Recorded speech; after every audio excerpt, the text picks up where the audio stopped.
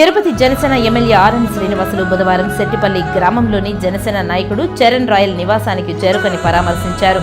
దాడికి పాల్పడిన వారిపై న్యాయపరమైన చర్యలు తీసుకుంటామని ఎమ్మెల్యే కుటుంబ సభ్యులకు హామీ ఇచ్చారు. అనంతరం ఆయన మీడియాతో మాట్లాడుతూ తిరుపతి నగరపాలక సంస్థ పరిధిలోని సెట్టిపల్లి గ్రామంలో జనసేన ఆవిర్భావం నుంచి పార్టీకి పనిచేసిన చరణ్ రాయల్ తనకంటూ ఒక ప్రత్యేక గుర్తింపు తెచ్చుకున్నారని, అయితే సార్వత్రిక ఎన్నికలకు 4 రోజుల ముందు వైసీపీలో నుంచి జనసేనలోకి వచ్చిన వాళ్లు తన ఎదుగుదలను చూసి ఓర్వలేక కక్షగట్టి బయట వ్యక్తులతో దాడి చేయించారని కుటుంబ సభ్యులు తనకు తెలిపినట్టు తెలిపారు.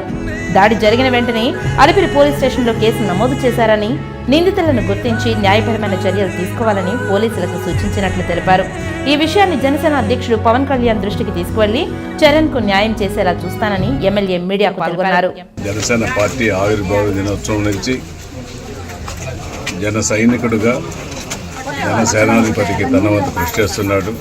అదేవిధంగా ఇక్కడ డాక్టర్ హరిప్రసాద్ పసుపులేటి హరిప్రసాద్ గారు ఉమ్మడి జిల్లా అధ్యక్షులు, జనసేన అధ్యక్షులు, వారి నాయకత్వంలో పార్టీ ఆవిర్భావం నుంచి పనిచేయడం జరుగుతోంది. అతన్ని ఇక్కడ ఒక చెట్టుపల్లి అనేది ఒక పెద్ద గ్రామం. ఈ ఊర్లో ఇక్కడ గ్రామస్తులు కొట్టుకుంటారు, మళ్ళీ ఓటవుతారు, అది సహజం. ఇక్కడ ఇంతవరకు ఇటువంటి సంఘటన బయట నుంచి వచ్చి 4 వ్యక్తులు ముసుగులు వేసుకొని వీపులో, గుండెపైన, మొహం పైన బాధడం చాలా బాధాకరంగా ఉంది.